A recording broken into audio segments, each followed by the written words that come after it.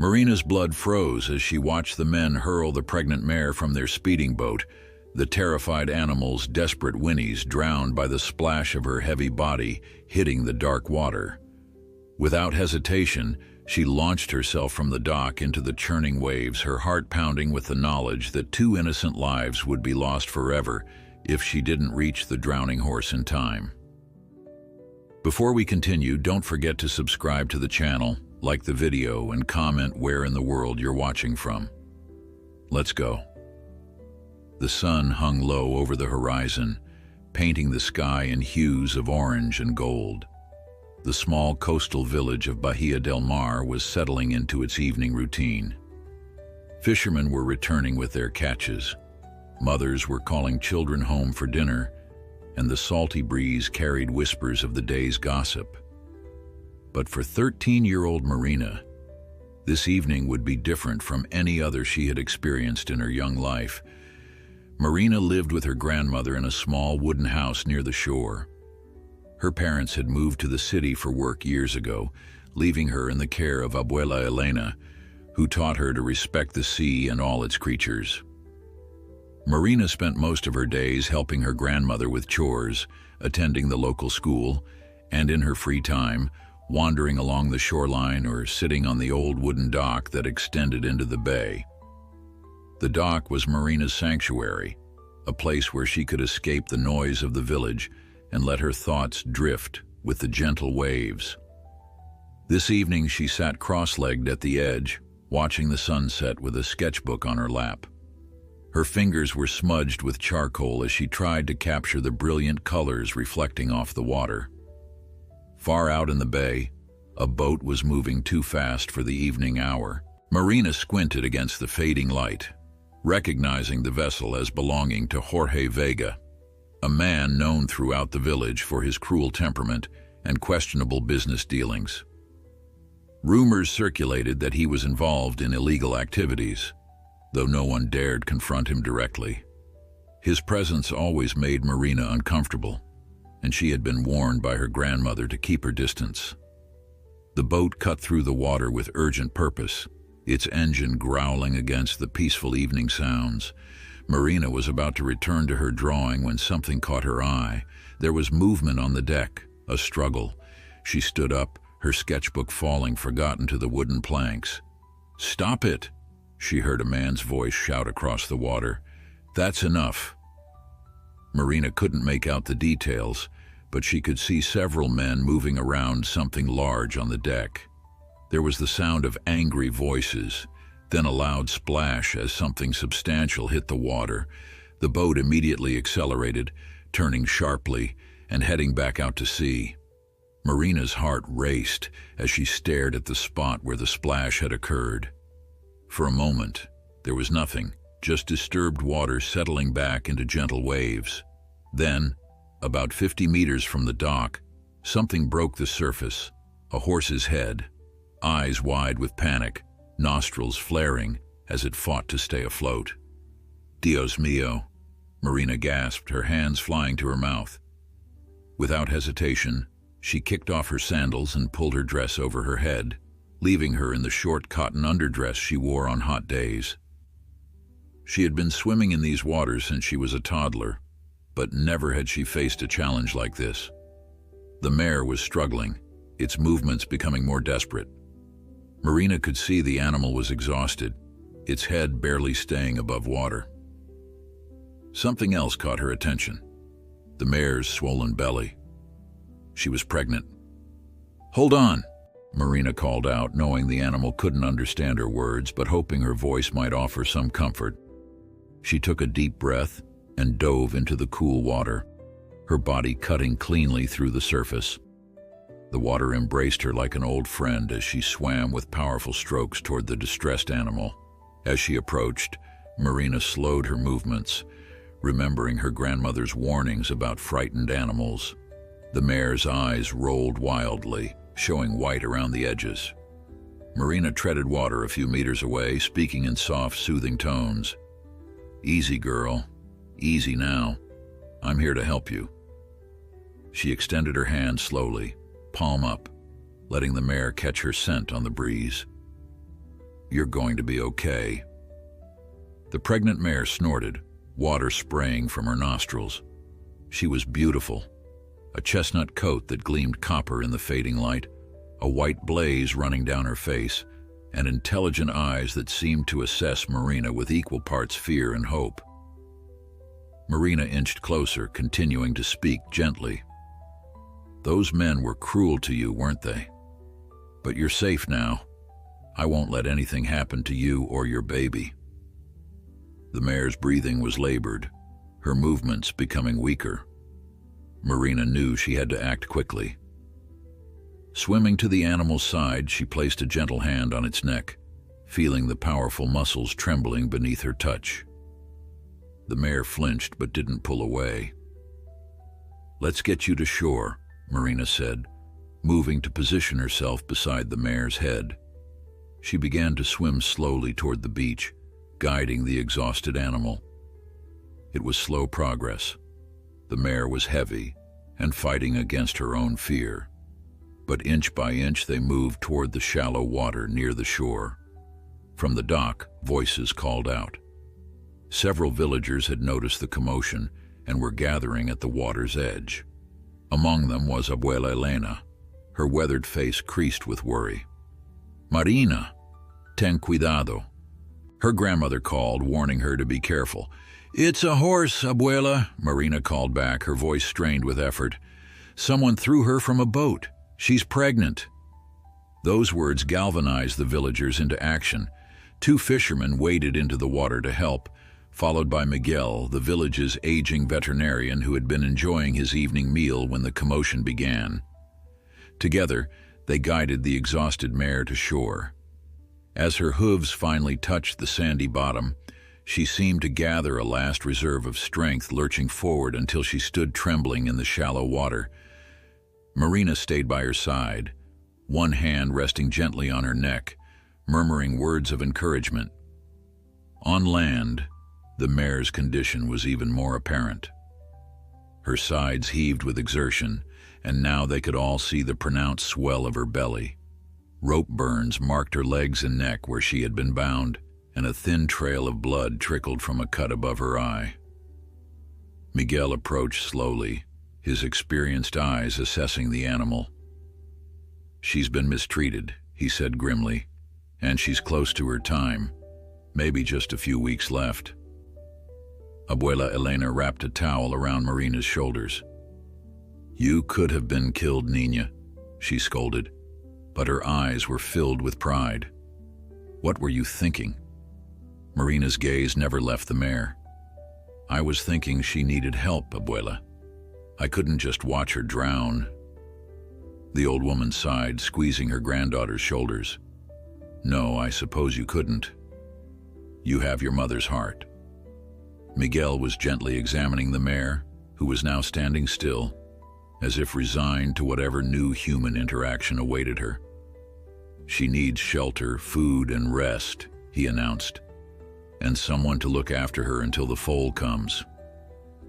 Before anyone could speak, Marina stepped forward.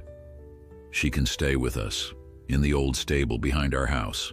The structure had once housed her grandfather's mule, but had stood empty since the animal's death many years ago. Abuela Elena opened her mouth to protest, then closed it again, looking from her determined granddaughter to the trembling mare. Finally, she nodded. "Very well, but you will be responsible for her care, Marina, every day." "I will," Marina promised, her voice firm with conviction. "I'll make sure she's safe."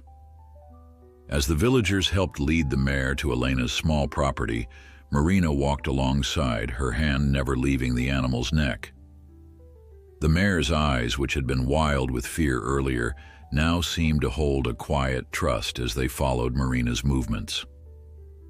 "What will you name her?" Miguel asked as they reached the old stable.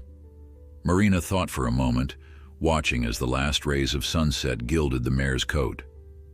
"Esperanza," she said finally. "It means hope." And so, as night fell over Bahia del Mar, a new chapter began, for Marina, for the rescued mare Esperanza, and for the unborn foal who would enter the world under much different circumstances than fate had initially decreed. The next morning arrived with golden light filtering through the cracks of the stable walls. Marina had woken before dawn, her mind filled with thoughts of the rescued mare.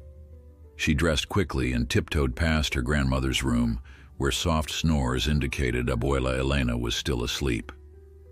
Outside, the air was fresh with morning dew and salt spray, birds calling to one another as they began their day. Marina approached the stable slowly, unsure of what condition Esperanza would be in after her ordeal. Opening the weathered wooden door, she paused to let her eyes adjust to the dim interior. The mare stood in the corner, her ears pricked forward at Marina's entrance. She looked better than expected, still exhausted, but the wild panic had faded from her eyes. "Buenos dias, Esperanza," Marina said softly, holding out an apple she had taken from the kitchen. "Are you feeling better today?" The mare watched her cautiously, but didn't retreat as Marina approached. After a moment's hesitation, Esperanza stretched her neck forward and gently took the offering, her soft lips tickling Marina's palm. Marina smiled, reaching up to stroke the mare's neck. The simple gesture of trust brought tears to her eyes. "You're safe now," she whispered. "I promise." Marina spent the next hour cleaning the stable, laying fresh straw, and filling the old wooden trough with clean water. Esperanza watched these activities with interest, occasionally nickering softly as if in approval. When Miguel the veterinarian arrived mid-morning, Marina was sitting on an overturned bucket, sketching the mare in her notebook.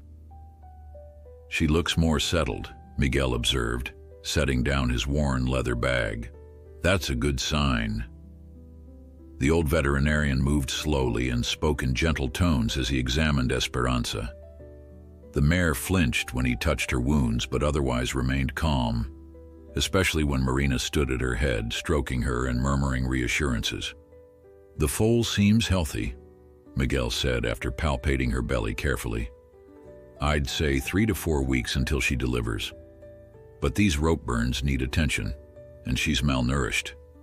Someone has been mistreating her for some time." Marina's face darkened. It was Jorge Vega's boat. I recognized it. Miguel's expression became guarded. "Be careful about making accusations, Marina. Vega is not a man to cross lightly. But why would he throw a pregnant mare into the sea? It's monstrous." The veterinarian sighed as he applied ointment to Esperanza's wounds. "Vega runs more than fishing operations from that boat. There are rumors he's involved in illegal horse trading, buying stolen horses cheap and selling them across the border for a profit. If this mare was sick or injured and he thought she wouldn't survive the journey, so he tried to drown her rather than provide care." Marina's voice shook with indignation. "And her baby with her?" "Some men value money above all else," Miguel said, his voice heavy with the wisdom of his years. "To them, animals are merely property, not living beings." After Miguel left with instructions for Esperanza's care, Marina sat with the mare, her young mind struggling to comprehend such callousness. Esperanza nuzzled her shoulder, as if sensing her distress and offering comfort. The gesture cemented something in Marina's heart, a fierce determination to protect this gentle creature and her unborn foal. Throughout the day, villagers stopped by to see the rescued mare. Most brought offerings: a bundle of hay, a bag of oats, carrots from their gardens. The community of Bahia del Mar might be small and not particularly wealthy, but they took care of their own, and somehow, overnight, Esperanza had become one of them. Abuela Elena watched her granddaughter with a mixture of pride and concern. "She has attached herself to that horse as if it were her own child," she remarked to her friend Lucia, who had brought a halter that had belonged to her late husband's donkey. "Marina has always had a way with animals," Lucia replied. "Remember how she nursed that injured seagull last year? Besides, the child needs something to love. It's not easy growing up without parents present. Elena sighed, watching as Marina carefully combed burrs from Esperanza's mane. I worry about Vega, though. If that horse is valuable to him, then we must all be vigilant, Lucia said firmly. Jorge Vega may think he runs this village, but he forgets that there are more of us than there are of him and his men. As twilight approached, Marina sat on a stool near Esperanza, reading aloud from one of her school books. She had discovered that the mare seemed to enjoy the sound of her voice, her ears flicking attentively as Marina spoke. The peaceful scene was interrupted by the sound of heavy boots approaching the stable. Marina looked up to see Eduardo, Jorge Vega's right-hand man, standing in the doorway. He was a tall, wiry man with a face perpetually darkened by stubble and suspicion. Behind him stood two more of Vega's men, their expressions similarly unwelcoming. "So it's true," Eduardo said, his voice carrying none of the warmth that characterized most of the villagers. "The boss's mare washed up here." Marina stood, placing herself between the men and Esperanza. Despite her racing heart, she kept her voice steady. "This mare nearly drowned after being thrown from Vega's boat. She's pregnant and injured. What kind of men would do such a thing?" Eduardo's eyes narrowed. "Mind your tongue, girl. That horse is Senor Vega's property, stolen from him weeks ago. We've been searching for her, and now we've come to take her back." "Stolen?" Marina's mind raced. Could that be true? But then why throw her into the sea? If she's so valuable, why try to drown her? A flicker of uncertainty crossed Eduardo's face, quickly replaced by hardness. "You don't know what you're talking about. Step aside." "No." The word came out stronger than Marina had expected. "Esperanza stays here until her foal is born. Miguel says moving her now could be dangerous for the baby." Eduardo took a threatening step forward, but was stopped by Abuela Elena's voice from behind him. "I wouldn't do that if I were you, Eduardo Mendez." Her tone was calm but carried an undercurrent of steel. Behind her stood several fishermen from the village, their weathered faces set in determination. "The child speaks truth. The mare stays until the foal comes. Then, if you can prove ownership, that's another discussion." Eduardo glanced at the gathering crowd, clearly weighing his options. Finally, he spat on the ground. "Senor Vega won't forget this interference. The mare is his, and he will have her back, and the foal too." After the men departed, Marina's legs finally gave way, and she sank onto her stool, trembling. "You were very brave, Nina," her grandmother said, placing a comforting hand on her shoulder. "But also foolish. Vega is not a man to defy lightly." "I couldn't let them take her, Abuela. You saw how frightened she was just at their voices." Marina looked up at her grandmother, tears shining in her eyes. "There's something wrong about this whole situation. Why would they throw away a horse they claim is valuable?" Elena had no answer, but as she looked into her granddaughter's determined face, she recognized a familiar stubbornness that told her this matter was far from settled. Behind them, Esperanza whickered softly and pressed her muzzle against Marina's back, as if declaring her allegiance in the coming storm. That night, Marina insisted on sleeping in the stable, despite her grandmother's protests. As she curled up on a makeshift bed of straw and blankets, Esperanza stood watch nearby, her large, gentle eyes reflecting the moonlight that streamed through the small window.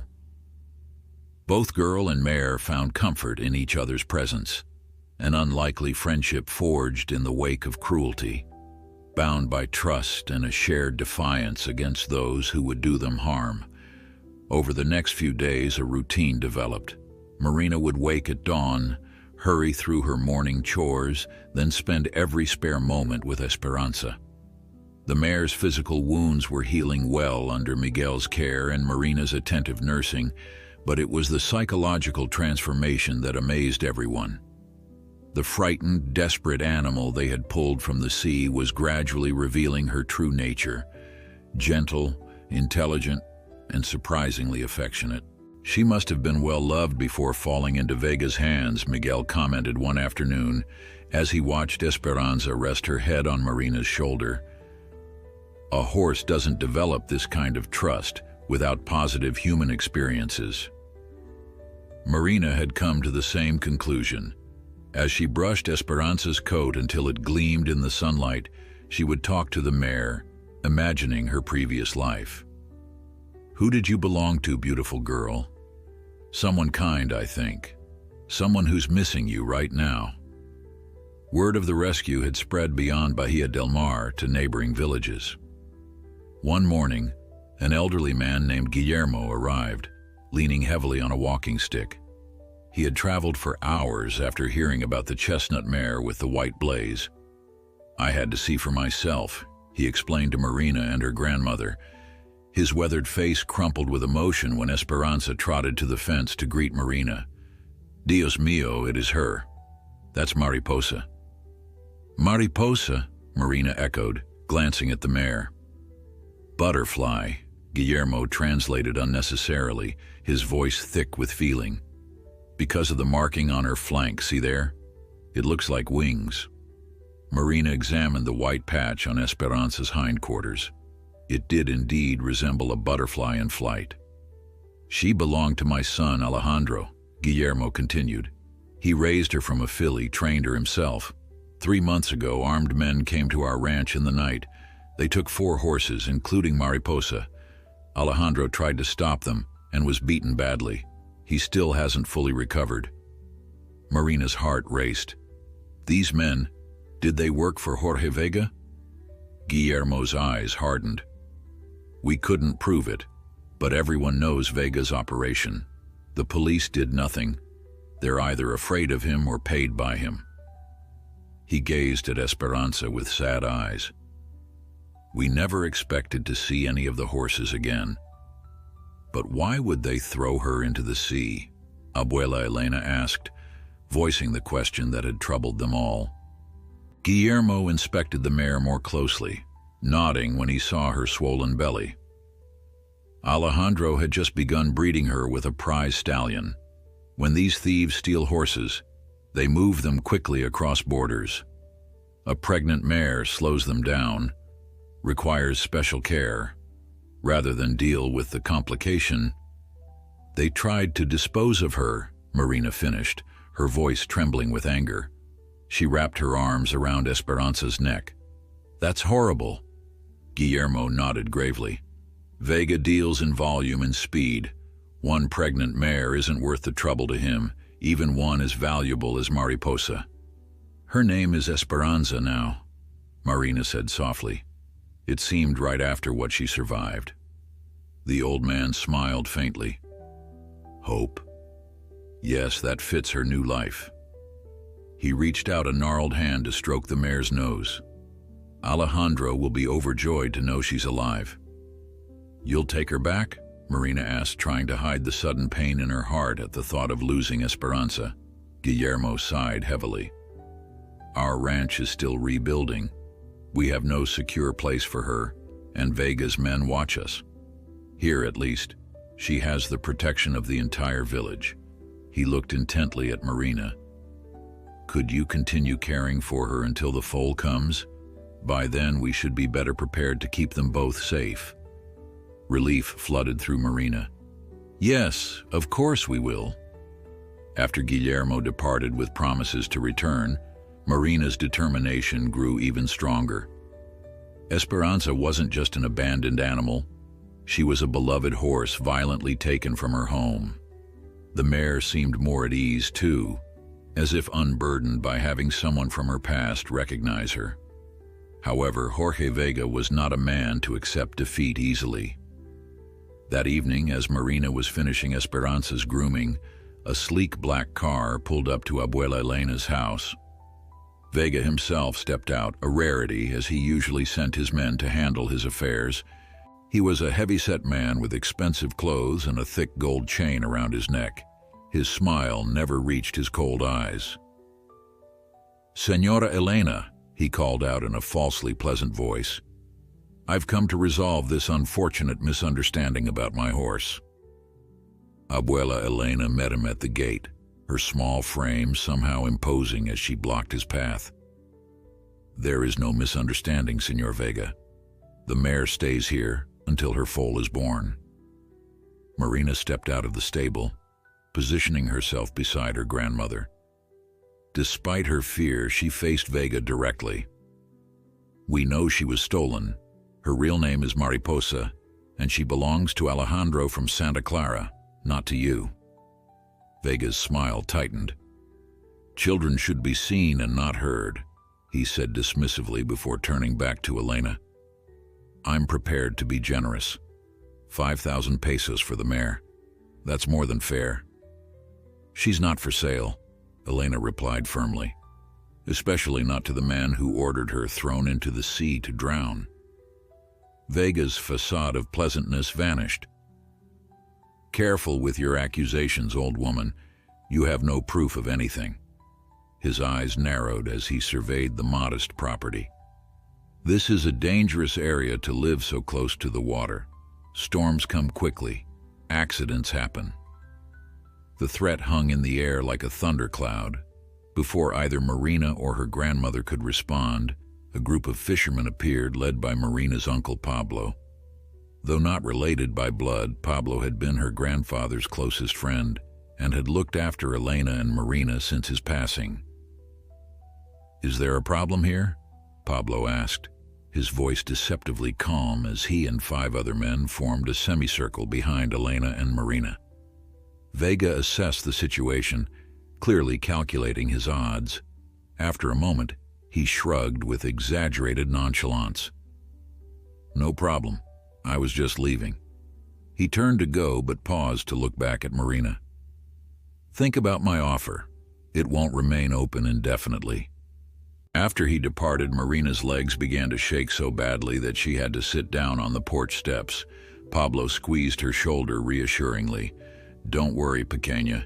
He's all threats and no action when faced with actual opposition."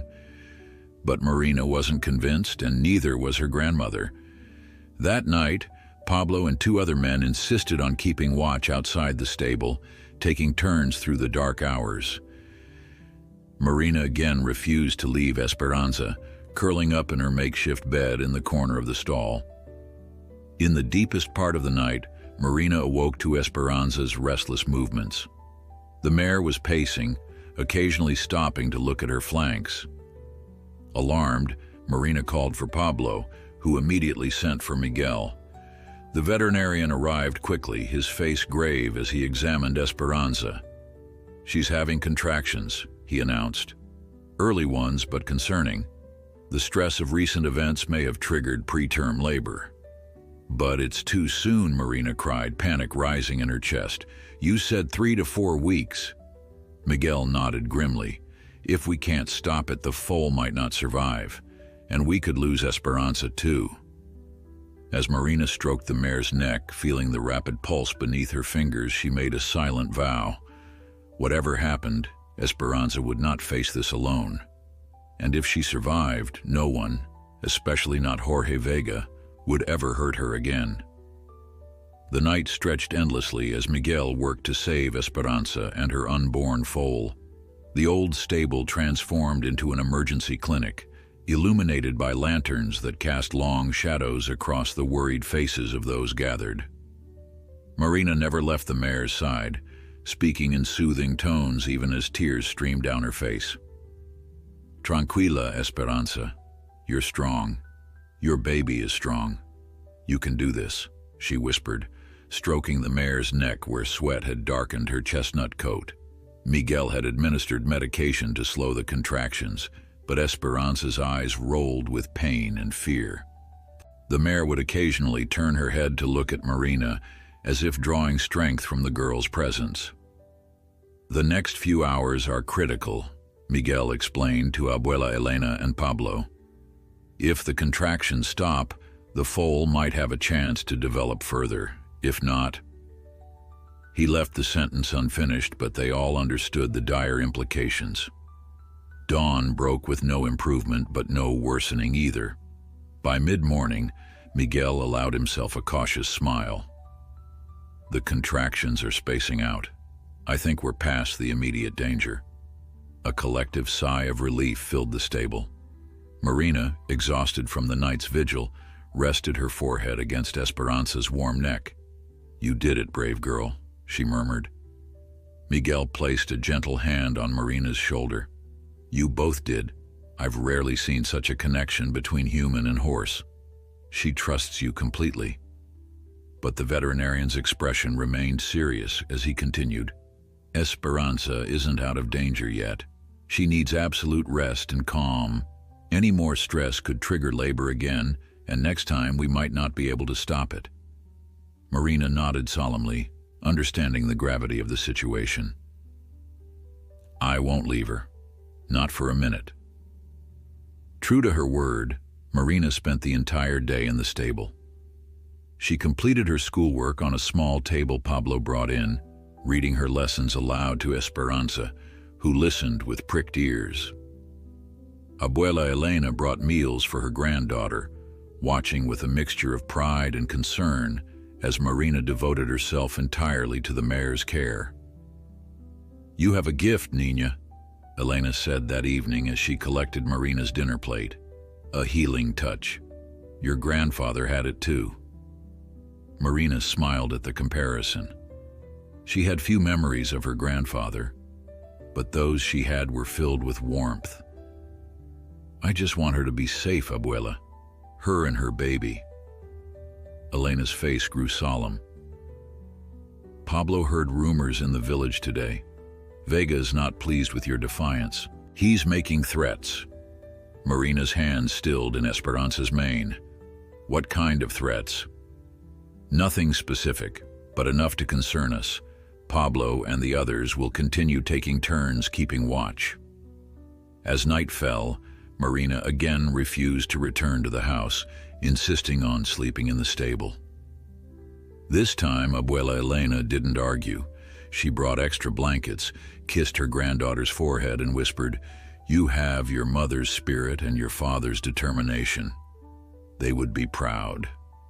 The words warmed Marina's heart as she settled into her corner, Esperanza standing protectively nearby. Despite the tension of the day, exhaustion soon pulled her into deep sleep. Hours later, Marina jerked awake, unsure what had disturbed her. The stable was dark, the lantern having burned low. Esperanza stood alert, her ears forward, listening intently. Outside there was a soft thud, followed by a muffled curse. Marina's heart pounded as she realized what was happening. Someone was trying to break in. She reached for the old cowbell Miguel had left in case of emergency, but before she could ring it, the stable door creaked open. Two shadowy figures slipped inside. Even in the dim light, Marina recognized Eduardo and one of Vega's other men.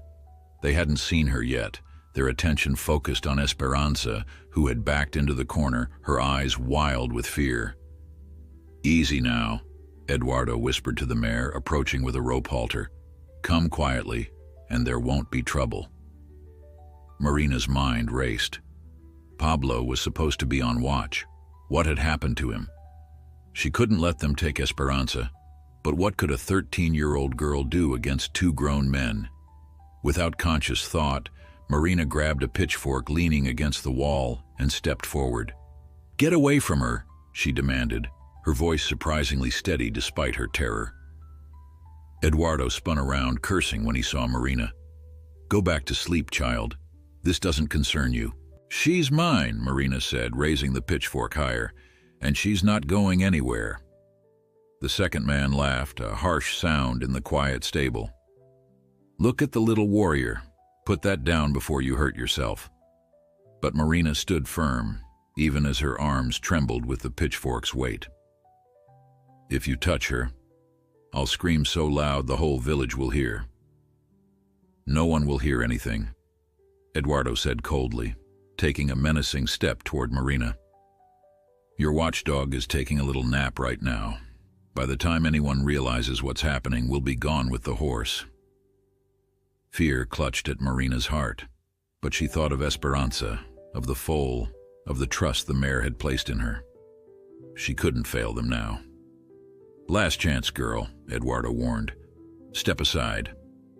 Marina took a deep breath and rang the cowbell with all her might, its clanging impossibly loud in the confined space. Simultaneously, she yelled, "Ayuda! Ladrones! Help! Thieves!" Eduardo lunged forward, attempting to silence her, but Marina darted away, continuing to ring the bell and shout. Behind her, Esperanza grew agitated, whinnying loudly and stamping her hooves in distress. "Grab the horse," Eduardo ordered his companion. "We don't have much time." The second man approached Esperanza with the rope, but the mare, already stressed from her near miscarriage and now further frightened by the commotion, reared up suddenly. Her front hooves lashed out, narrowly missing the man's head. He stumbled backward with a cry of alarm. Outside, voices could be heard approaching rapidly. Eduardo grabbed Marina's arm, twisting the cowbell from her grasp. "This isn't over," he hissed, his fingers digging painfully into her flesh. "Vega doesn't forget those who cross him." Before Marina could respond, the stable door burst open. Abuela Elena stood there, a shotgun in her weathered hands, her eyes blazing with fury. Behind her crowded several villagers, awakened by Marina's cries. "Let go of my granddaughter," Elena commanded, raising the shotgun. "Now." Eduardo released Marina's arm with a shove that sent her stumbling. "We were just leaving," he said, backing toward the door, his companion close behind. "What have you done to Pablo?" one of the fishermen demanded. "He's fine," Eduardo replied with a smirk. "Just sleeping off a little bump on the head. You'll find him behind the woodpile." As the men retreated into the night, Abuela Elena lowered the shotgun and rushed to Marina, examining her for injuries. "Are you hurt, Nina?" Marina shook her head, though her arm throbbed where Eduardo had gripped it. "I'm okay, but Esperanza..." She turned to the mare, who was trembling violently, her sides heaving. "Someone fetch Miguel," Elena ordered, and one of the men immediately set off running. Marina approached Esperanza slowly, speaking in gentle tones despite her own racing heart. "It's over now. You're safe. They're gone." But even as she spoke, she noticed a dark stain spreading beneath the mare. Marina's blood ran cold with recognition. "Abuela," she whispered, her voice breaking. "Her water's broken. The foal is coming." Chaos erupted in the stable as the reality of the situation became clear. Esperanza paced in small circles, her body shuddering with contractions that couldn't be stopped this time. Marina felt frozen in place, terrified for the mare and her too-early foal. "Abuela, what do we do?" she whispered, her voice breaking. Elena, who had witnessed many births in her long life, both human and animal, moved with calm authority. "First, we need clean straw, lots of it, and hot water, clean towels." She began issuing instructions to the gathered villagers, who dispersed quickly to retrieve the needed supplies. Marina remained by Esperanza's side, stroking her neck and speaking in a low, even voice, despite the panic threatening to overwhelm her. "It's going to be okay. Miguel will be here soon. We'll help you through this." The mare's eyes were wide with pain and fear, but she seemed to draw comfort from Marina's presence. When contractions gripped her, Esperanza would turn her head to look at Marina, as if seeking reassurance that she wasn't alone. Miguel arrived breathless, his medical bag clutched in one hand. After a quick assessment, his expression grew grave. "The foal is coming now. No stopping it. The stress of the attack has accelerated everything." He looked directly at Marina.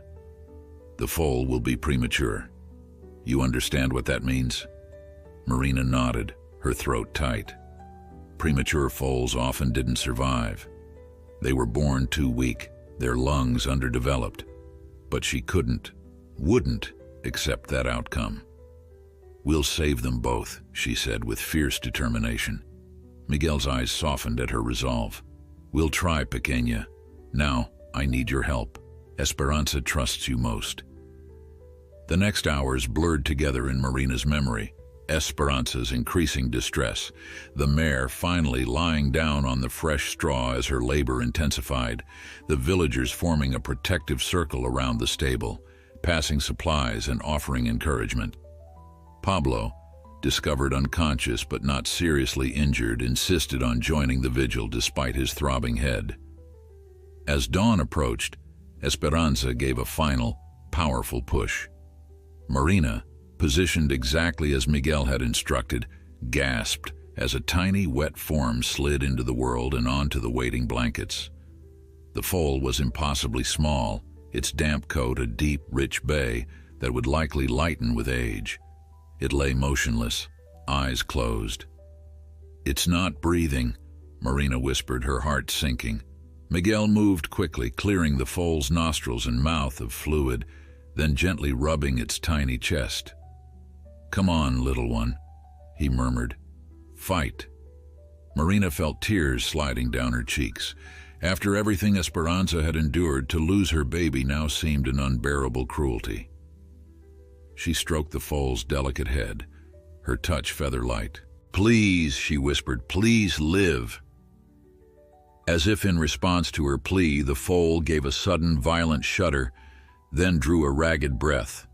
Marina's heart leapt as the tiny chest began to rise and fall with increasing strength. The foal's eyes remained closed, but it was breathing, fighting for life with each small inhalation. Miguel let out a breath he'd been holding.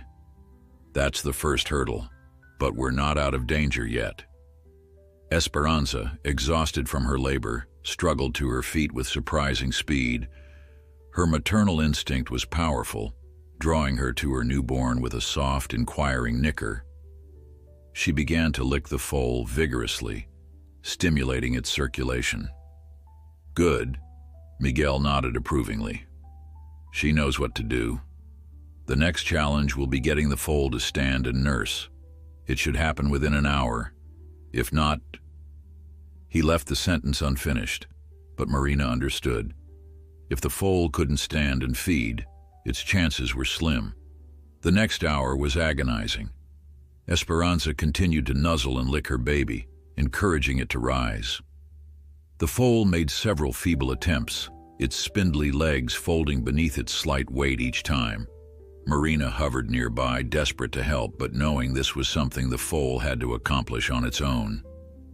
"Keep talking to them," Miguel encouraged. "Esperanza responds to your voice, and the foal will too." Marina knelt beside the pair, her voice soft but steady.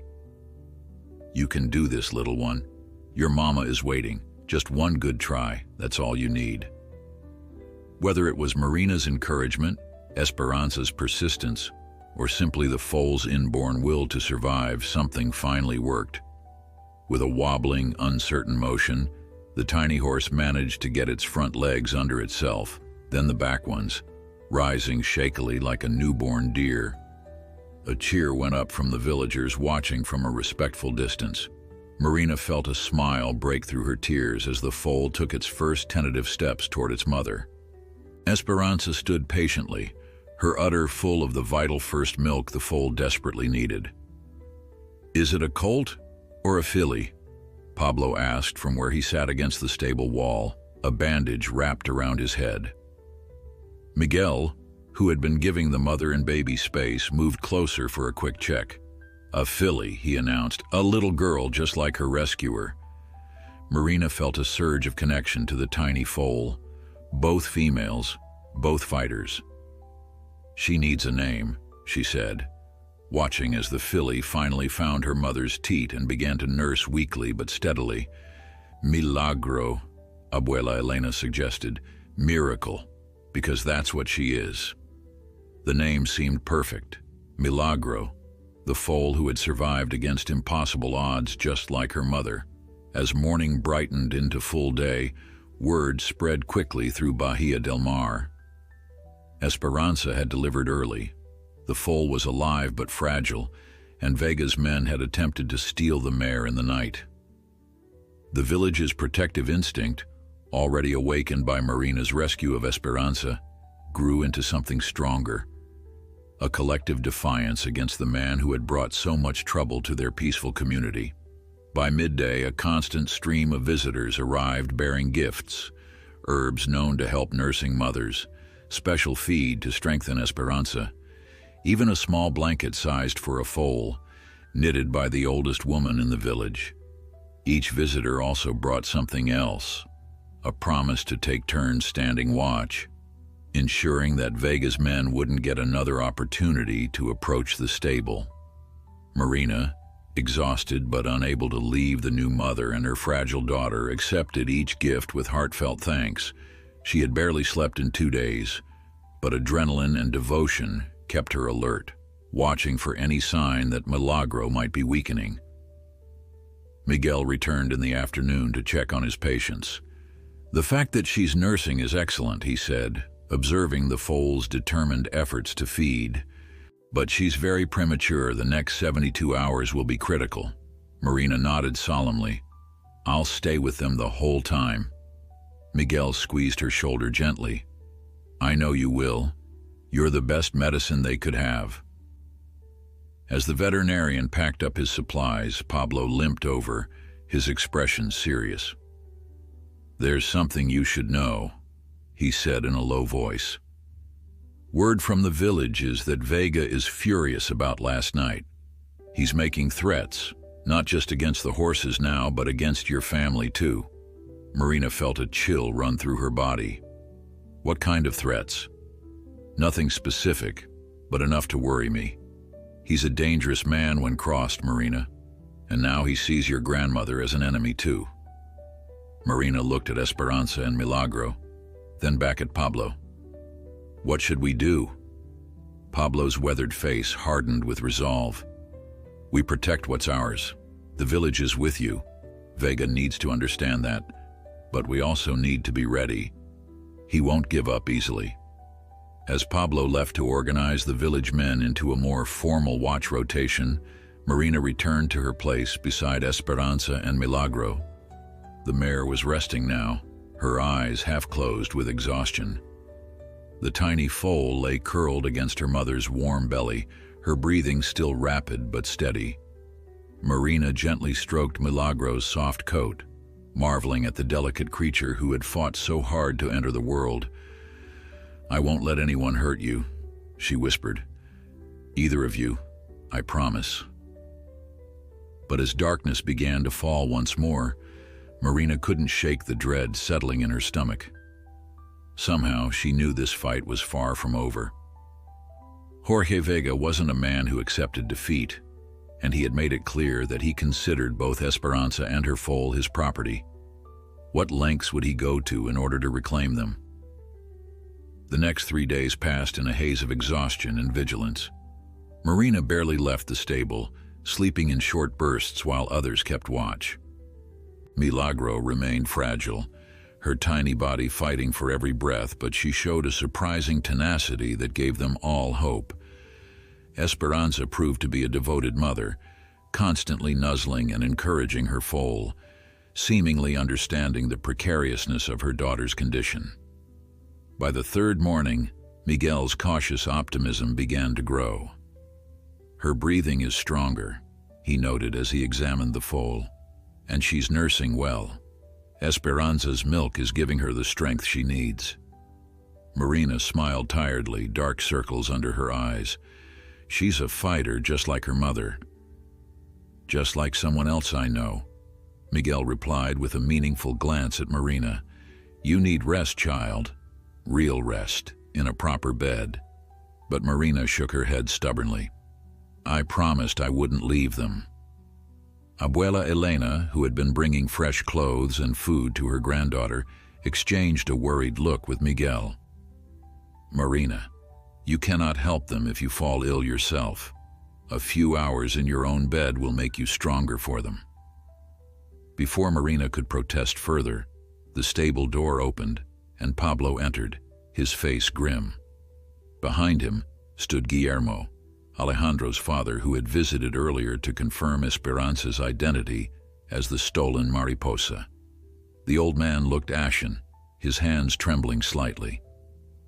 "What's happened?" Marina asked, instantly alert despite her fatigue. Pablo's voice was tight with controlled anger. "Vega's men burned down Guillermo's rebuilt stables last night. A warning, they said." Guillermo nodded, his eyes filled with a mixture of fear and rage. "They left a message painted on what remained of the wall. The Mare and foal are next." Marina gasped, instinctively moving closer to Esperanza and Milagro. "They wouldn't." "They would," Pablo interrupted flatly. "Vega doesn't accept defeat, and he's growing desperate. The longer Esperanza and Milagro remain here publicly defying his claim, the more his authority is questioned." Guillermo approached the horses slowly, his weathered hand gently stroking Esperanza's neck. "My son is still too weak to travel, but he sent me with a message. We release all claim to Mariposa, to Esperanza. She and her foal belong to you now, Marina. Alejandro says it's clear they were meant to find you." Marina felt a confusing mix of emotions. Honor at being granted ownership of the magnificent mare and her foal, but also dread at the responsibility it entailed. "But Vega is my problem now too," Guillermo said with surprising strength. "He attacked my family first by stealing our horses. Then he tried to murder Esperanza. Now he burns our property. This cannot stand." Pablo nodded in agreement. "The village feels the same way. Vega has controlled this coast through fear for too long, but he's crossed a line." Their conversation was interrupted by a soft, nickering sound. All eyes turned to see Milagro attempting to stand again, her spindly legs wobbling beneath her. The foal had been gaining strength hourly, but still struggled with the coordination that full-term foals developed in the womb. Marina held her breath as Milagro took one uncertain step, then another, her tiny hooves making soft sounds on the straw-covered floor. "Look at her," Marina whispered, momentarily forgetting the threats hanging over them. "She's getting stronger." The sight of the determined foal seemed to solidify something in all of them. This vulnerable new life, fighting so hard to survive, deserved their protection at all costs. "We need a plan," Pablo said finally. "Not just guards and watches, a permanent solution." The discussion continued in low voices, possibilities raised and discarded, until Miguel suggested something unexpected. "What about the law? Not the local police. They're in Vega's pocket. But the federal authorities. Horse theft across regions is a federal crime. So is animal cruelty." "We have no proof," Guillermo said bitterly. "It would be our word against his." "Not necessarily," Marina said slowly, an idea forming. "I saw them throw Esperanza from the boat. I'm a witness." "A child's testimony alone won't be enough," Pablo cautioned. "But what if we had more?" Marina persisted. "Eduardo and his men mentioned that Vega has been stealing and selling horses for a long time. There must be other victims, other witnesses." Guillermo's eyes widened with realization. "There are. Many families in surrounding villages have lost horses over the years. Most stay silent out of fear, but if enough came forward. And we have physical evidence too," Miguel added, warming to the idea. "Esperanza's injuries, the rope burns that match her story, Milagro's premature birth after the stress of attempted theft." A flicker of hope began to grow among the group. If they could build a case strong enough to interest federal authorities, perhaps Vega could finally face consequences for his actions. But such a plan would take time to implement, time during which Esperanza and Milagro would remain vulnerable. "Until then, we must increase our protection," Pablo insisted. "More men, round-the-clock watches, and Marina," he added gently. "You must allow yourself rest. Others can stand guard while you sleep." Reluctantly, Marina agreed to return to the house for a few hours each day, though she extracted promises that someone would come for her immediately if Milagro showed any sign of distress. The foal had captured her heart completely. Her tiny face with its wide, curious eyes and the white blaze matching her mother's marking. As the adults continued discussing security arrangements, Marina knelt beside Milagro, who had settled back beside Esperanza after her brief walking attempt. "You're going to be safe," she whispered to the foal. "We'll make sure of it." That evening, as Marina finally allowed herself to be led back to the house for a proper meal and rest, an unusual convoy arrived in Bahia del Mar. 3 trucks pulled up near the village square, filled with stern-faced men from neighboring communities. At their head was a tall, thin man leaning on a cane, Alejandro, Guillermo's son and Esperanza's original owner. Despite his obvious weakness and the bandages still visible beneath his shirt, Alejandro's eyes burned with purpose. "We heard what's happening," he announced to the gathered villagers. "Vega has terrorized us all for too long. We've come to stand with you." The village's resistance was growing stronger by the hour. Word had spread through the coastal communities, drawing those who had suffered under Vega's operations. They brought their own stories: horses stolen in the night, threats against those who spoke out, corrupt officials looking the other way. But they also brought determination in numbers, transforming a small village's defiance into something larger.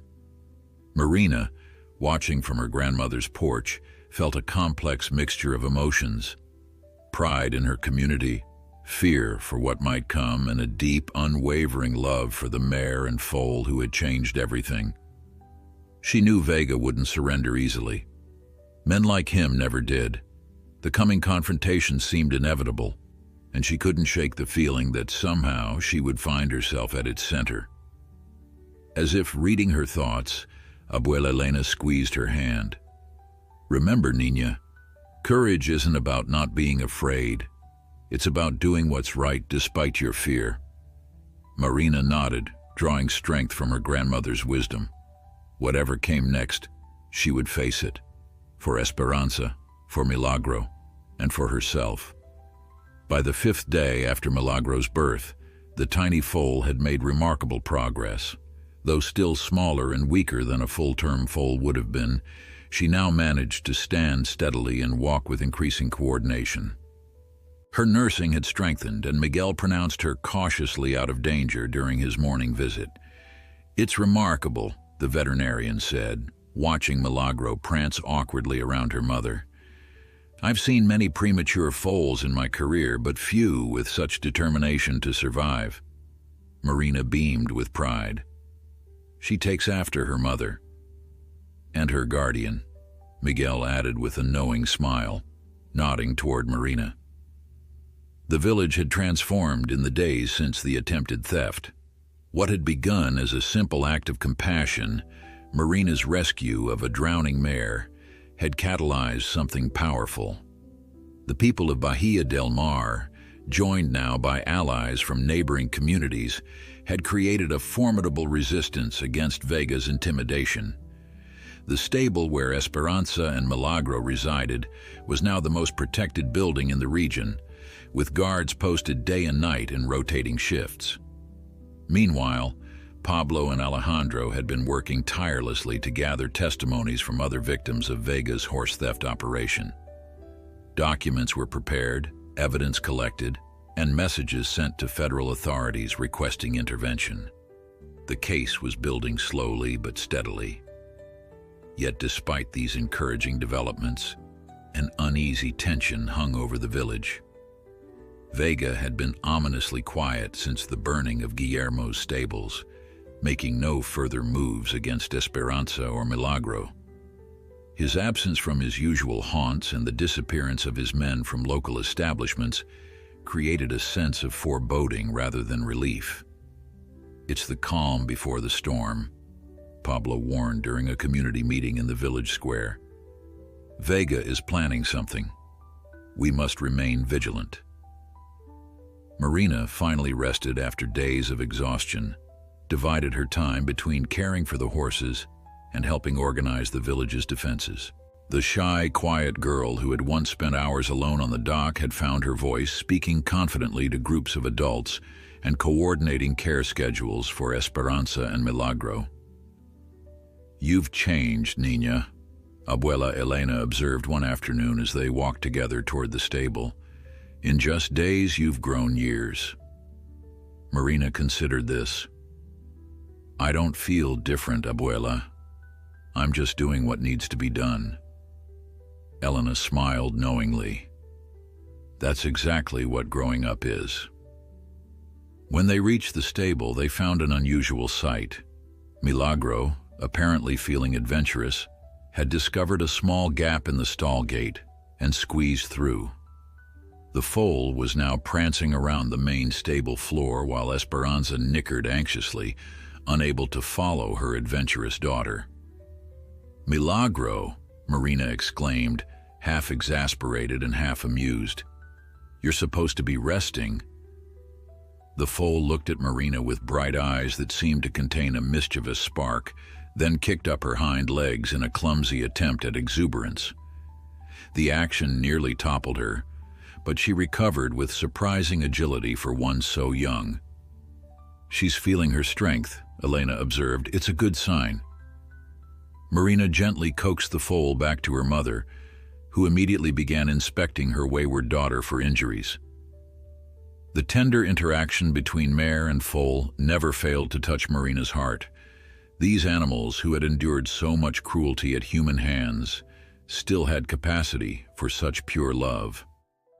As the afternoon waned, Alejandro arrived at the stable, moving more steadily now as his own injuries healed. "I received word from my contact in the federal police," he announced. "They're taking our case seriously. An investigator will arrive tomorrow to take official statements." This news brought both relief and apprehension. Official intervention was what they had hoped for, but it also meant confronting Vega directly through legal channels, a dangerous escalation. "Have you told the others?" Marina asked. Alejandro nodded. "Pablo is organizing a meeting tonight to prepare everyone. We need all witnesses ready with their statements." He looked at Marina seriously. "That includes you, Marina. Your testimony about seeing Esperanza thrown from the boat is crucial evidence." Marina felt a flutter of nervousness, but nodded resolutely. "I'll tell them exactly what I saw." As darkness fell, most of the village gathered in the small community hall. The room buzzed with tense energy as Pablo and Alejandro explained what to expect when the federal investigator arrived. Marina sat between her grandmother and Lucia, listening intently to the instructions. "Stick to facts," Pablo emphasized. "What you saw, what you heard, what was done to you or your property. Dates, times, descriptions. These details matter." The meeting was drawing to a close when the door burst open.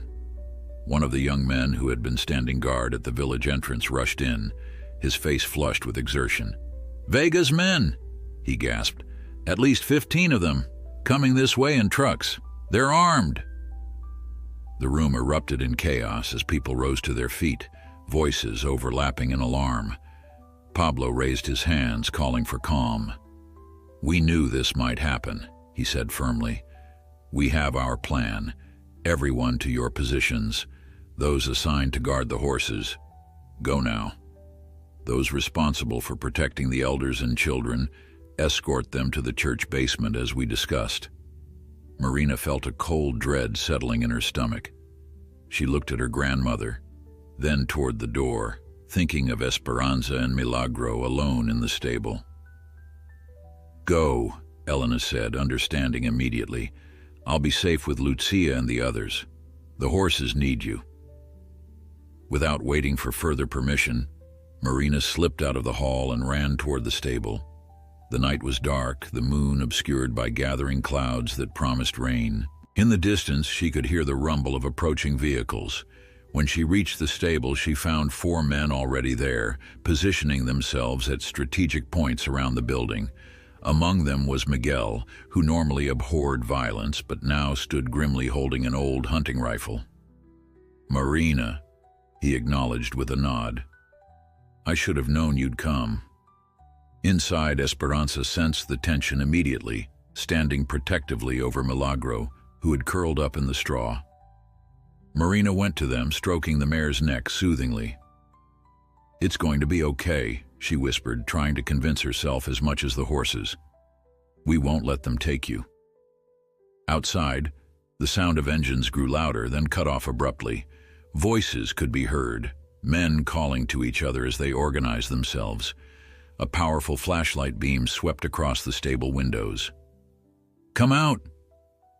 Eduardo's voice carried clearly through the night. "We know you're in there guarding Vega's property. This is your last chance to return what you've stolen without bloodshed." One of the village men started to respond, but Miguel silenced him with a gesture. "Don't engage," he warned. "It's what they want." Marina peered through a crack in the stable wall.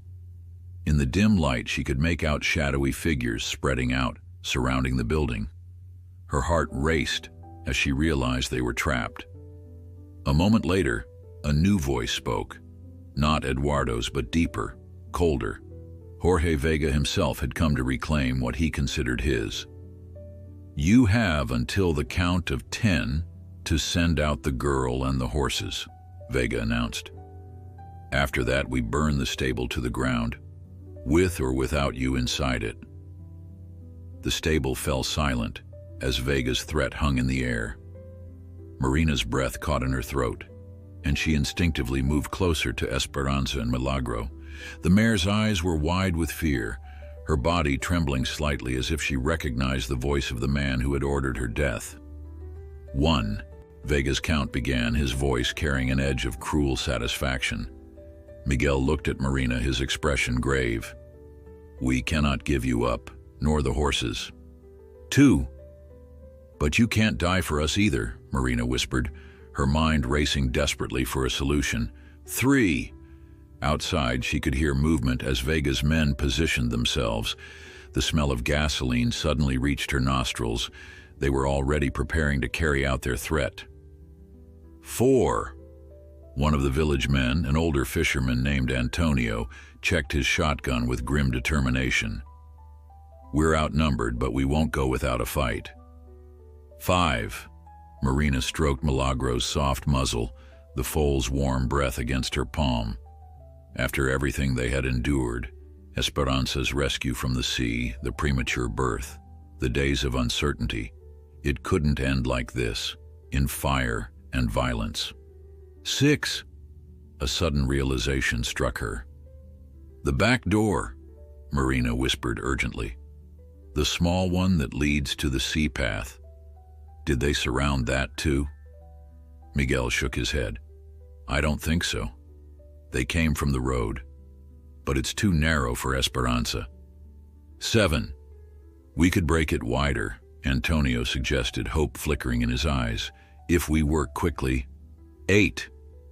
Without waiting for further discussion, the men moved to the back of the stable, where a small door, barely wide enough for a person to pass through, led to a narrow path that wound down to the beach. While 2 men kept watch at the front, the others began frantically removing boards around the door frame to widen the opening. 9. Marina returned to Esperanza, untying the lead rope from its hook. "We're going to get out of here," she promised, her voice low and steady, despite her racing heart. "But you have to trust me completely." 10. "Time's up!" Vega's voice hardened. "Burn it!" Marina heard the whoosh of flames catching outside, followed by shouts of alarm from the village men. Smoke began to seep through the cracks in the wooden walls. "It's ready," Antonio called from the back. "Not perfect, but it should be wide enough." Marina led Esperanza toward the widened opening, Milagro following closely behind her mother. The mare balked at first, the smell of smoke triggering her survival instincts to freeze rather than flee. "Please, Esperanza," Marina begged, tugging gently on the lead rope. "It's our only chance." Whether it was trust in Marina or fear of the growing smoke, Esperanza finally moved forward. The opening was terribly tight. The mare had to turn sideways and still scraped her flanks on both sides. For a heart-stopping moment, she seemed stuck, her pregnant belly from her recent delivery still making her wider than normal. "Push," Miguel urged, his shoulder against Esperanza's hindquarters. With a final heave, the mare squeezed through, stumbling slightly as she emerged into the night air. Milagro, much smaller, slipped through easily after her mother. Marina was the last to exit, just as the fire began to catch on the stable's dry wooden beams. "Go," Antonio shouted, gesturing toward the beach path. "We'll hold them off as long as we can." Marina hesitated, unwilling to leave the men behind. "Marina, the horses need you," Miguel insisted, pushing her gently toward the path. "Get them to safety. We'll find you." With tears streaming down her face, Marina led Esperanza and Milagro down the dark path, away from the burning stable. Behind them, she could hear shouting and the crack of gunfire as Vega's men discovered their escape, and the village men provided covering fire. The path was treacherous in the darkness, especially for a mare still recovering from birth and a wobbly foal. Marina moved slowly, guiding them carefully over the uneven ground. She had no clear destination in mind, only away from the violence behind them. When they reached the beach, Marina paused to get her bearings. The familiar dock where she had first spotted Esperanza in the water stretched out into the bay, silver gray in the faint moonlight, now emerging from behind the clouds. To the north lay the main part of the village, where the confrontation was unfolding. To the south, the coastline curved around a headland, leading to more isolated stretches of beach and eventually to neighboring villages. South seemed the obvious choice, but as Marina turned in that direction, she spotted the beam of flashlights cutting through the darkness, more of Vega's men coming to block their escape route. "We're trapped," she whispered, looking frantically around. The only path that wasn't blocked was straight ahead, into the sea itself. Esperanza snorted nervously, sensing Marina's fear. Milagro pressed against her mother's legs, trembling. The sound of approaching men grew louder from both directions. In that moment of desperation, Marina made a decision that seemed both impossible and inevitable. The dock, her sanctuary, the place where this journey had begun, offered their only chance. If they could reach the end of it, perhaps they could hide beneath until help arrived. "Come on," she urged, tugging Esperanza toward the wooden structure. The mare followed willingly, her trust in Marina now complete. Milagro trotted alongside, her tiny hooves making soft thuds on the sand. The dock creaked beneath their weight as they moved as quietly as possible along its length. Marina winced at each sound, expecting shouts of discovery at any moment. But the noise of the conflict at the stable seemed to be covering their movements. When they reached the end of the dock, Marina's heart sank. There was nowhere to hide. The pilings beneath were too close together for Esperanza to fit between them, and the water on either side was deep enough that the horses would have to swim. The flashlight beams were drawing closer on the beach. Marina stroked Esperanza's neck, her mind working frantically. "I'm sorry," she whispered. "I don't know what to do." As if in answer, the night sky suddenly illuminated with a flash of lightning, followed seconds later by a rumble of thunder. The storm that had been threatening all evening was upon them. Rain began to fall, softly at first, then in heavy sheets that reduced visibility to almost nothing. Marina had never been so grateful for bad weather. The downpour might buy them precious time, concealing them from searchers, but they still couldn't stay on the exposed dock indefinitely. In the distance, over the sound of rain and waves, Marina heard a new noise, the distinctive puttering of a boat engine. A beam of light swept across the water, and for a moment, Marina feared it was more of Vega's men. But then she recognized the silhouette behind the light, Pablo's fishing boat, approaching cautiously through the storm. Hope surged through her as she realized the village had anticipated their escape route. Somehow, they had known to send help by sea when the land routes were blocked. Marina raised her arms, waving frantically as the boat drew closer to the dock. Through the curtain of rain, she saw Pablo at the helm, with Alejandro and several others aboard. "Marina," Pablo called, his voice barely audible over the storm. "Quickly, we don't have much time." The storm lashed around them as Marina stared at the boat in disbelief. Rescue had arrived, but a new problem presented itself: how to get a full-grown mare and a newborn foal from the dock onto a fishing boat in the middle of a raging storm. "How?" Marina shouted over the wind, gesturing to Esperanza and Milagro. Pablo maneuvered the boat as close to the dock as he dared, the vessel rising and falling with each wave. "The ramp," he called back, pointing to the boat's stern, where a wide loading ramp used for hauling in nets and large catches was being lowered. Marina understood immediately. If they could get Esperanza to walk onto that ramp, they might be able to lead her aboard, but the gap between dock and ramp, though not wide, was still a frightening obstacle with churning water below. "Esperanza won't jump that," Marina called, "and Milagro certainly can't." "We'll bring the ramp to the dock," Alejandro shouted, grabbing a long boat hook. With careful precision, he extended it toward one of the dock's posts, hooking on and pulling the boat incrementally closer. Lightning flashed again, illuminating the scene in stark white light.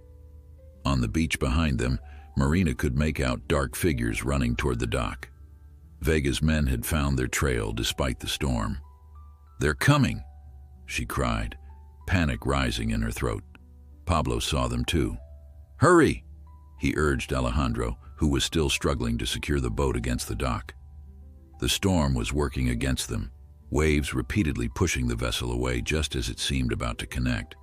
Marina turned to Esperanza, stroking the mare's wet neck. "We have to be brave now," she said, her voice steady despite her fear. "Both of us." Taking a deep breath, Marina removed her jacket and wrapped it around Milagro, creating a makeshift harness. The foal's eyes were wide with fear, her tiny body shivering from cold and stress. "I'm going to carry you," Marina explained, though she knew the animal couldn't understand her words, "and your mama will follow." With strength born of desperation, Marina lifted Milagro into her arms. The foal was surprisingly heavy despite her small size, and Marina staggered slightly under the weight. Esperanza nickered anxiously, not liking the separation but not interfering. At that moment, Alejandro finally managed to hook the ramp against the dock's edge, creating a precarious bridge. "Now!" he shouted. "Before the next wave!" Marina stepped carefully onto the ramp, balancing Milagro in her arms. The foal struggled briefly, then went still, as if sensing that movement would endanger them both. Marina forced herself not to look down at the dark water swirling beneath the narrow ramp. "Come, Esperanza," she called, turning to look back at the mare still standing on the dock. "Follow us!" The mare pawed nervously at the wooden planks, clearly afraid of the unfamiliar surface of the ramp and the movement of the boat. Behind her, shouts could be heard as Vega's men reached the beginning of the dock. "Please, Esperanza," Marina begged, "trust me one more time." Whether it was Marina's plea, the approaching danger, or the mare's unwillingness to be separated from her foal, something convinced Esperanza to act. With a powerful leap that Marina would never have thought possible from a horse still recovering from birth, the mare cleared the small gap between dock and ramp entirely, landing directly on the boat's deck with a heavy thud that made the vessel rock alarmingly. Marina barely had time to register amazement before Pablo was pulling her and Milagro the rest of the way aboard. "Get below," he ordered, already turning back to the wheel. "Alejandro, secure the horses." As the ramp was hastily raised, Marina caught a glimpse of Vega's men reaching the end of the dock, their faces twisted with rage as they realized their quarry was escaping. One raised a gun, and Marina ducked instinctively as a shot rang out, the bullet splintering wood near her head. Alejandro pulled her down, shielding both her and Milagro with his body as more shots followed. "Stay down," he commanded, guiding them toward the small cabin below deck. The boat's engine roared as Pablo opened the throttle, sending them surging away from the dock and into the open bay. Marina, still clutching Milagro, looked back to see Esperanza being held steady by two village men, the mare somehow maintaining her balance despite the boat's violent pitching in the waves. Below deck, the small cabin offered shelter from the rain but did little to ease the motion of the vessel as it fought through the storm. Marina sat on the floor, Milagro trembling in her lap, and tried to make sense of what was happening. "Where are we going?" she asked as Alejandro descended the ladder to check on them. "South, to Puerto Seguro," he replied, naming a larger town about 20 miles down the coast. "They have a real police station there, not controlled by Vega, and my cousin has a stable where the horses will be safe until this is over." "But what about Abuela Elena and the others in the village?" Marina's voice cracked with worry. Alejandro's expression softened. "Most of the village evacuated to the church when the attack began. Elena is safe there. As for the men who stayed to fight..." He hesitated. "We have to hope they can hold Vega's forces until authorities arrive." Marina felt a wave of guilt wash over her. "This is all because of me, because I couldn't let Esperanza drown." "No, child," Alejandro said firmly. "This is because of Vega and men like him who believe their money and power put them above the law. You did something brave and right, and the village stands with you because of that." A loud thump from above interrupted their conversation. Alejandro frowned, then climbed back up to the deck. Moments later, his voice called down urgently. "Marina, come quickly. Esperanza needs you." Struggling to her feet, Marina gently placed Milagro on a pile of old fishing nets that formed a makeshift bed. "Stay here, little one," she whispered before hurrying up the ladder. On deck, the rain had lessened slightly, but the wind still howled around them. Esperanza had lain down, an unusual and dangerous position for a horse on a moving boat. The mare's sides heaved with labored breathing, her eyes rolling with fear or pain. "What's wrong with her?" Marina cried, rushing to kneel beside Esperanza's head. Miguel, who had apparently been aboard all along, looked up from where he was examining the mare. The stress, the exertion of that jump, it was too much after her recent birth. "She's hemorrhaging internally, I think." Marina felt as if the world were collapsing around her. After everything they had survived, the attempted drowning, the premature birth, the attack on the stable, to lose Esperanza now seemed an unbearable cruelty. "Can't you do something?" she pleaded, tears mixing with the rain on her face. Miguel's expression was grave. "I have limited supplies here. I'm doing what I can, but..." He didn't need to finish the sentence. The prognosis was clear in his eyes. Marina laid her head against Esperanza's neck, feeling the mare's racing pulse. "Don't leave us," she whispered. "Please, Milagro needs you. I need you." Esperanza's eye rolled toward Marina, seeming to fix on her with painful recognition. The mare nickered softly, the sound barely audible above the storm, but filled with such tenderness that Marina's heart nearly broke.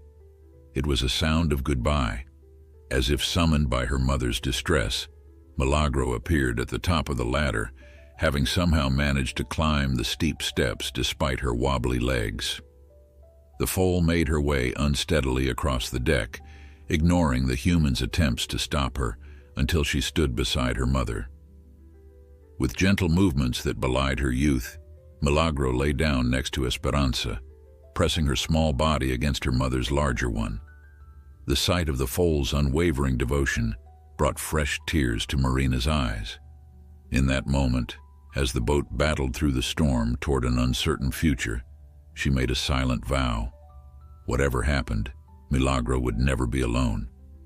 The promise Marina had made to Esperanza would extend to her daughter, a lifetime of protection, care, and love. Dawn broke over a calmer sea as the fishing boat approached Puerto Seguro. The storm had passed during the night, leaving behind a wash-clean sky of pale blue and the gentle rise and fall of diminishing waves. On the deck, Marina hadn't moved from Esperanza's side, her body stiff from hours spent in the same position, her hand constantly stroking the mare's neck. Through the long night, Miguel had worked tirelessly to save Esperanza, administering what medications he had, massaging her muscles to prevent cramping, speaking encouragement in his gentle voice. The mare had clung to life with the same determination that had defined her since Marina first saw her struggling in the sea. Milagro remained curled against her mother, occasionally rising to nurse weakly before settling back down. The foal seemed to understand the gravity of the situation, her usual curiosity subdued by concern for her mother. As the boat entered the harbor, Pablo called down from the wheel, "We're almost there. How is she?" Miguel met Marina's questioning gaze and nodded slightly. "She's stable for now. The bleeding seems to have slowed, but she'll need proper care immediately." Marina felt a surge of hope for the first time since Esperanza had collapsed. "You hear that?" she whispered to the mare. "Just a little longer." Transportation had been arranged ahead of their arrival. As the boat docked, a truck with a horse trailer was waiting, along with a local veterinarian and several strong men to help move Esperanza. With extreme care, they constructed a makeshift sling and slowly, painstakingly lifted the weakened mare from the boat deck to solid ground, then into the waiting trailer. Milagro followed, unwilling to be separated from her mother even for a moment. The journey to Alejandro's cousin's ranch passed in tense silence.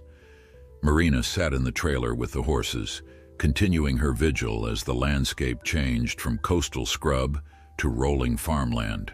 When they finally arrived, a team was waiting to rush Esperanza into a prepared stall filled with fresh straw.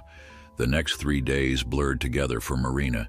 She barely left the stable, sleeping on a cot beside Esperanza's stall, eating only when food was pressed into her hands. The mare received round-the-clock care from both Miguel and the local veterinarian, their combined expertise giving her the best possible chance at survival. On the morning of the 4th day, Marina awoke to an unusual sound, a soft, playful whinny. She opened her eyes to see Milagro prancing around the stall, and more remarkably, Esperanza, standing on her own, watching her daughter with what could only be described as maternal pride. "Miguel," Marina called, her voice cracking with emotion. "Come quickly." The veterinarian rushed in, his face breaking into a broad smile at the sight that greeted him. After a thorough examination, he delivered the news they had all been hoping for. The worst has passed. She's still weak, but the internal bleeding has stopped completely. With continued rest and care, I believe she'll make a full recovery. Marina buried her face in Esperanza's mane, tears of relief soaking into the coarse hair. "You did it," she whispered. "You survived, again." While Esperanza and Milagro continued their recovery, events beyond the ranch were unfolding rapidly. The federal authorities, alerted by the village's evidence gathering before the attack, had arrived in Bahia del Mar to find the aftermath of Vega's violent assault. The burning stable, bullet-scarred buildings, and multiple witnesses provided irrefutable evidence of his crimes. A week after their escape, Pablo arrived at the ranch with news. "They've arrested Vega," he announced, his weathered face breaking into a rare smile. "Him and most of his men, the charges are serious: attempted murder, arson, animal cruelty, organized crime, horse theft across state lines. He won't be free for many years, if ever." "And the village?" Marina asked anxiously. "Abuela Elena?" "Safe," Pablo assured her. "There were injuries during the fight, but no deaths on our side. Your grandmother is staying with Lucia until the house can be repaired. Vega's men damaged it during their search for you and the horses." Marina nodded, absorbing this information. "When can we go home?" "Soon," Pablo promised. "The authorities want your official statement first, and the veterinarians say Esperanza shouldn't travel yet, but perhaps in another week or 2. That evening, as the sun set over the ranch, Marina sat on the paddock fence, watching Esperanza and Milagro enjoy their first extended time outdoors since the ordeal began. The mare moved more slowly than before, still recovering from her injuries. But there was a peace about her that Marina had never seen, as if the constant fear that had shadowed her had finally lifted. Milagro, meanwhile, grew stronger each day. The tiny, fragile foal Marina had first cradled in her arms was developing into a spirited young horse, her coat gleaming with health, her movements increasingly coordinated and confident. She still bore the marks of her premature birth in her slightly smaller size, but what she lacked in stature, she made up for in heart. Alejandro joined Marina at the fence, watching the horses with a contemplative expression. "You know," he said finally, "my father was right to give Esperanza to you. The bond between you is something special, something that can't be created or destroyed by legal ownership." Marina smiled, remembering the frightened mare she had swum alongside in the bay, guiding her to shore.